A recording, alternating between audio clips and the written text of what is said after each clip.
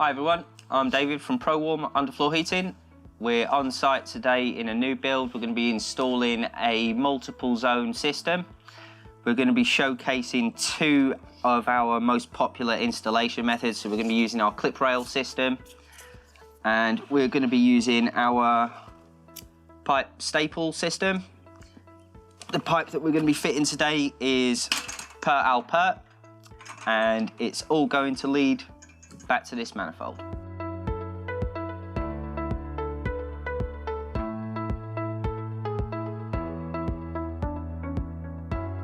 Here you can see we've got an example of one of our bespoke CAD designs that we've created for this project.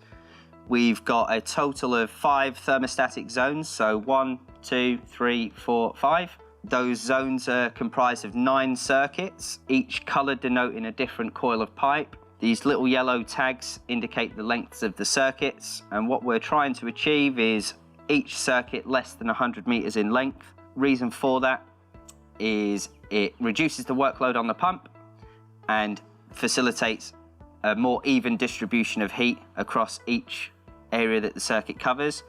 You can also see that it's laid out in a serpentine counterflow pattern. This again is to reduce the presence of cold spots and ensure we get a nice even heat distribution across the floor. As I said at the start of the video, we're going to be showcasing 2 different installation methods today. So we've got a clip rail that we're going to showcase in this room here, and all of this lot will be done using our pipe staples. And you can see it all connects back to the manifold, which we did briefly talk about, but again we'll cover in more detail as the video progresses. We're going to be starting from the room that's the furthest away from our manifold. As I said before, this room is going to be showing off our clip rail system. I've got a couple of the clip rails just by my side here. So as you can see, the clip rails are 1 metre in length. They have a self-adhesive backing, which you just peel this and stick it down. They also have a few holes every so often where you can drive in a pipe staple to help secure the clip rail down, just for additional security. As you can see, we've got the grid membrane already fitted. We've got the edge insulation up against our perimeter walls.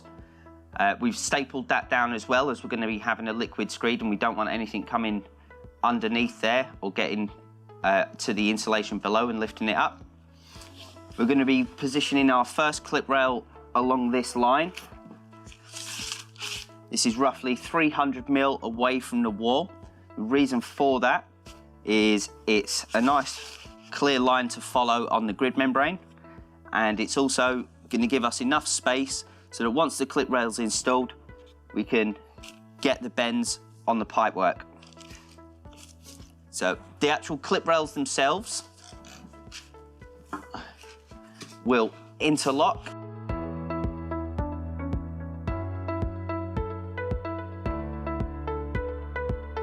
Now I'm just going to peel the back in, get these fitted.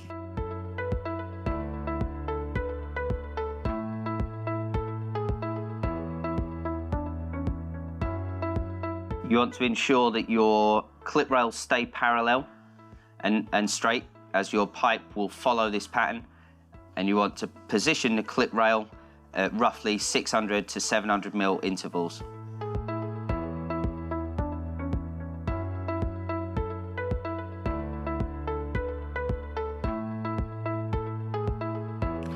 So as you can see, we've got our pipe loaded onto our decoiler. We've got quite a narrow hallway that we've got to come down to get our pipe back to where we're going in the snug where we've just installed the clip rail. There's going to be a lot of pipe running through this hallway, so to avoid overheating, we're going to sleeve up the first 10 metres with this pipe conduit.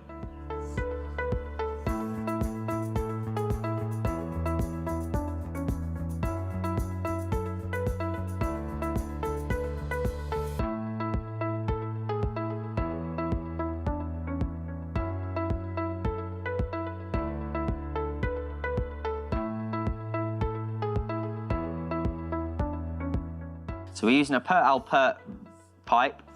The reason we're using the per al per is because the al stands for aluminium.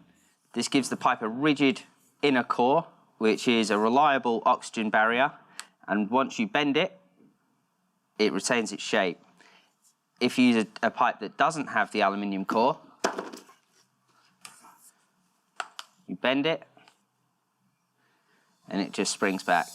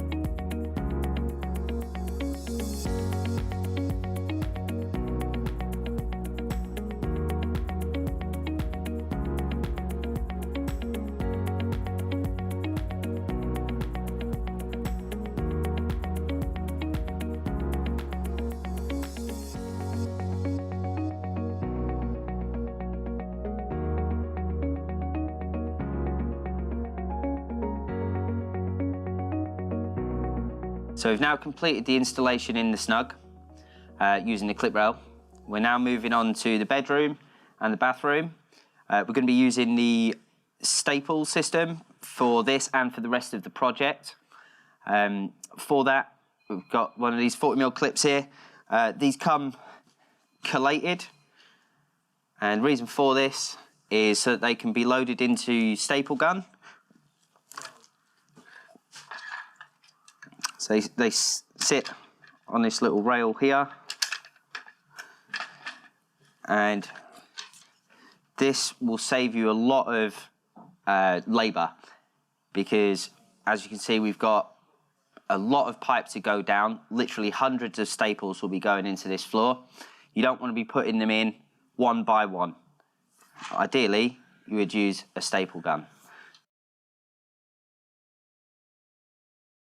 So this room that we're in right now is going to be a bedroom. If you follow me through to this section here, this is going to be the ensuite. As you can see, we've marked the position of where the bath's going to go, and we've also marked on the floor with this bit of duct tape where the vanity unit's going to go. The toilet is going to sit on this wall, but it's wall hung, so we don't need to worry about that. But it's very important that you avoid these fixtures, as when other trades come in later on and are fixing these into position, they could accidentally drive a fixing through the pipework. So it's very important not to put your pipe underneath these things.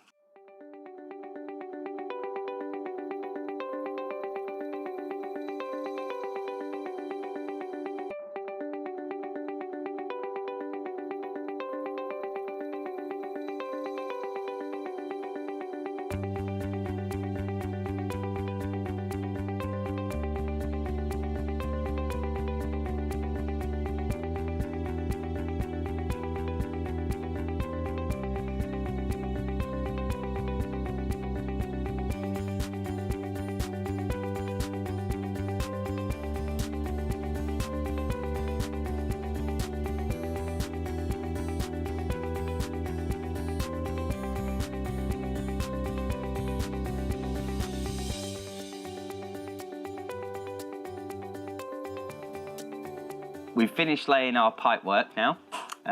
We're going to start making off the connections to the manifold. As you can see, we've connected all but one circuit, obviously this one. So we're going to just demonstrate now how you would go about cutting the pipe and then making the connection to the manifold. First of all, you take your pipe cutters, and push the pipe down,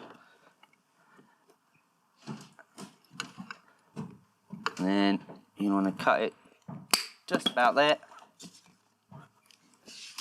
We're next going to take our re-rounding tool. We're using a 16mm pipe, so we're going to use the 16mm fitting on the re-rounding tool.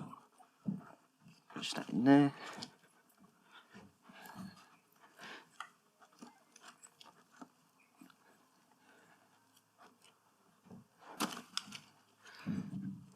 This puts a nice chamfered edge onto the pipe, ready to receive our fitting. So Eurocone fitting comes in 3 components. First of all, you've got your nut, which goes on first. Split olive.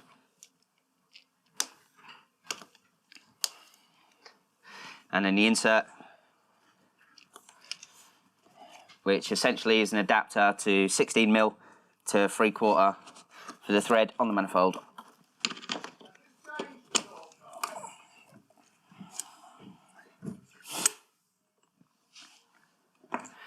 You take your spanner, just going to hand tighten first.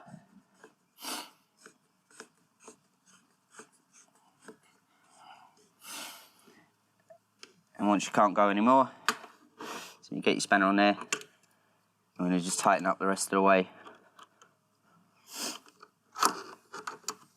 Once we've got all of the pipe connected, you might notice we've got some writing on the pipework.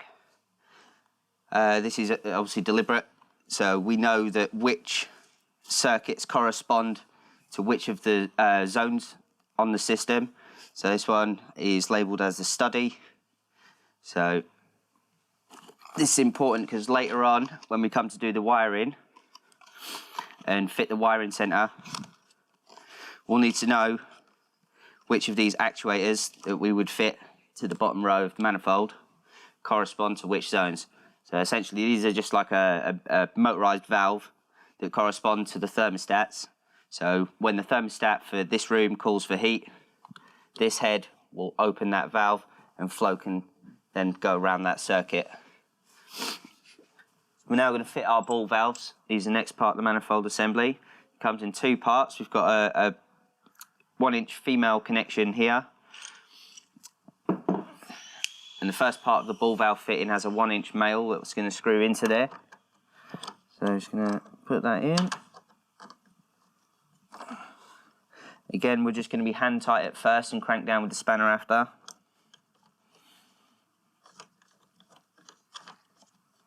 Now you notice there's a rubber washer in here. That's going to seal this part of the ball valve, so I'm just going to set this aside for now while I just tighten this one up.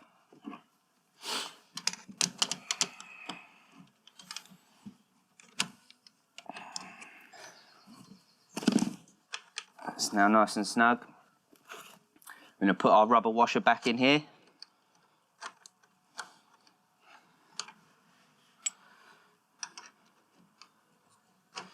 Connect the second part of the ball valve fitting. Again, hand tight at first, crank down with the spanner after. So you're going to get a bigger set of grips, because this nut is larger than the one on the inside. Top tip, turn the ball valve sideways so it's out your way.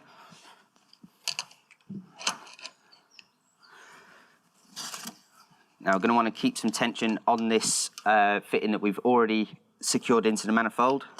So a bit of counter tension.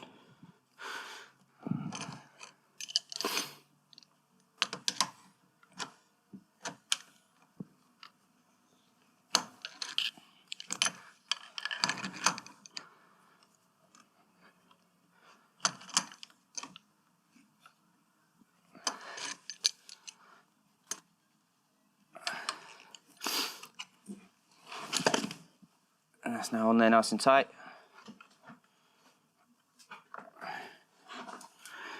Now I'm going to do the same with the return side of the manifold.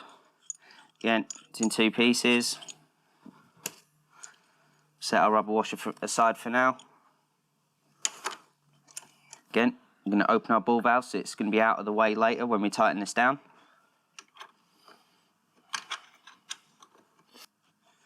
And we're simply just going to tighten this up. So the next part of the manifold assembly is the pump and the mixing valve unit. So this is going to be responsible for circulating the water around the manifold assembly. So the blending valve itself can go from 20 degrees all the way up to 55 degrees.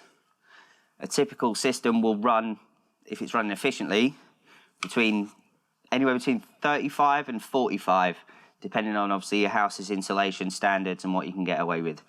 But the lower you can run this blending valve on, the more money you'll save on your heating bills because it's less work for your boiler to do. You can see they've got a 1-inch male fitting on here, and that simply just connects into the ball valves that we've just installed.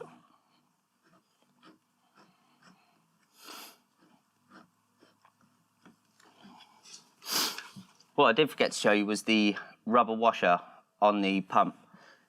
This seals the union between the pump and the ball valve.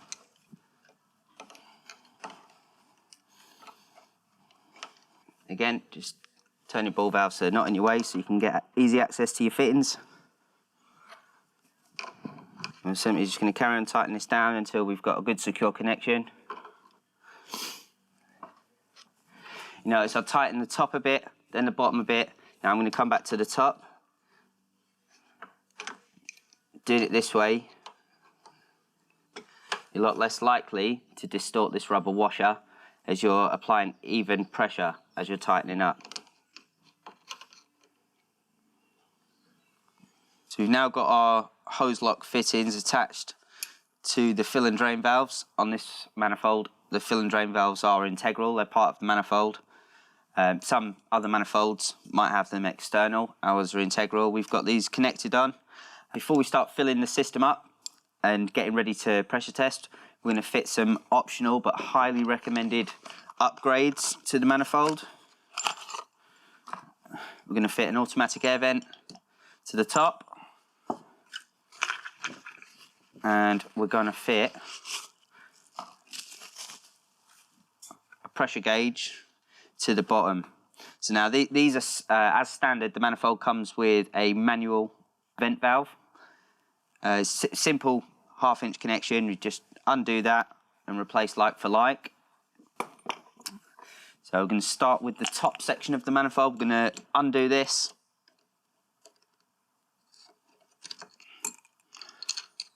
Pop this out. Now the automatic air vent can go in.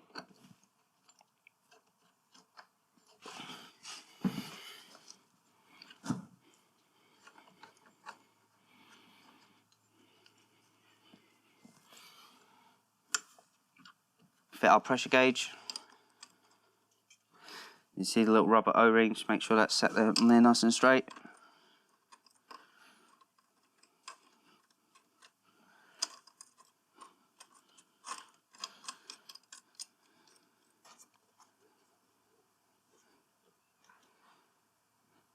So now we've got the pressure gauge on there hand tight.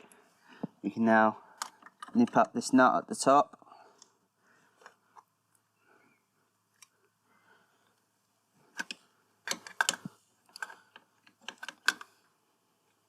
We've now got these fitted. Now we're going to use a standard radiator key.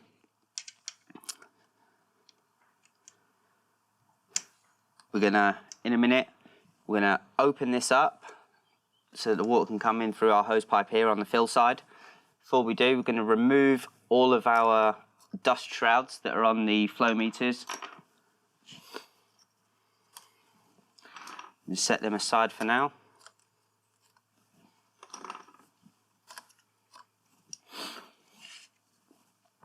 I'm going to open all of these up fully.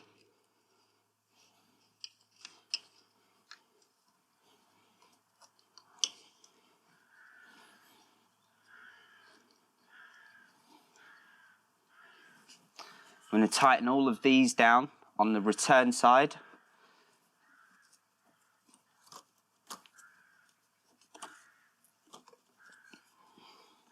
And we're going to fill each circuit one by one. So to do that, obviously we're going to open this with the rad key, as I said before, and then we're just going to undo this so that you get flow coming in and down and back, and it will eventually drain out along with any air that's trapped in the circuit into the bucket. Now see, we've got flow coming in as indicated by your flow meters. So you've undone the drain off side of the manifold as well with our rad key. We've opened just the first circuit. As you can see, it's the only one that's getting flow. And eventually we'll see some water coming out of the pipe along with any air that's trapped in the system. So what we're going to do now is we're going to fill this circuit, wait till the water comes out of the bucket unimpeded, as if we've just turned the tap on. We don't want to see any burbling, any hissing. We don't want any of that. We want just a solid stream of water, and when that happens, we know that this circuit is fully filled, all the air is gone. We can replace our cap, tighten it down, and then open up the next one, and we'll just move along the manifold until all of the circuits are filled and all of the air is purged out. So all of the air bubbles are now starting to disappear. And tighten this down now, and we can move on to the next circuit.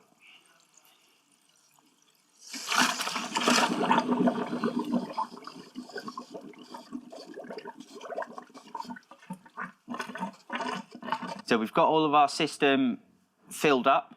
We've got rid of the air. We're now going to get ready to do a pressure test. As you can see, I've got a pressure tester down here. I've filled the reservoir with water.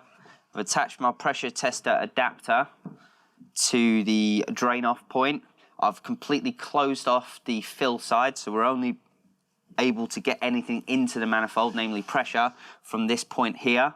First thing we've got to do is we've got to get air out of the line in the hose. So I'm just going to pump that through now.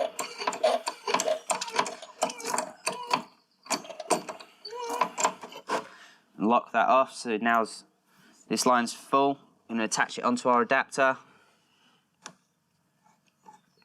This is 3/4 to 1/2 inch, by the way. It's handy to know. And now we're going to reopen this. We're going to introduce the pressure again. We're going to bring it round to anywhere between 4 and 6 bar. We're going to leave it for half an hour. And what we don't want to see is any drops in that pressure. We want it to hold steady for half an hour, and we know that we've now not got any leaks and we've not got any loose connections around the manifold. So I'm just going to open this now.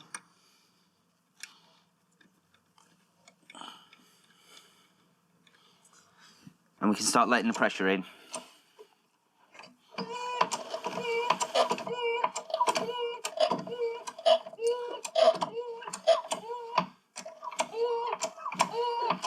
So once we get to 4 bar, we're going to just hold it there.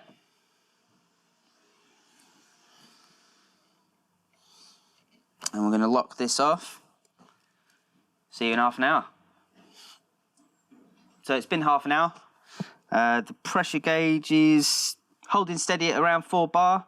You might get maybe a tiny fluctuation from what you put in, as long as it's not dropped drastically in that period of time. I mean, we're probably about 3.9. I'm going to call that 4 bar. We can now disconnect our pressure tester and we're good to go.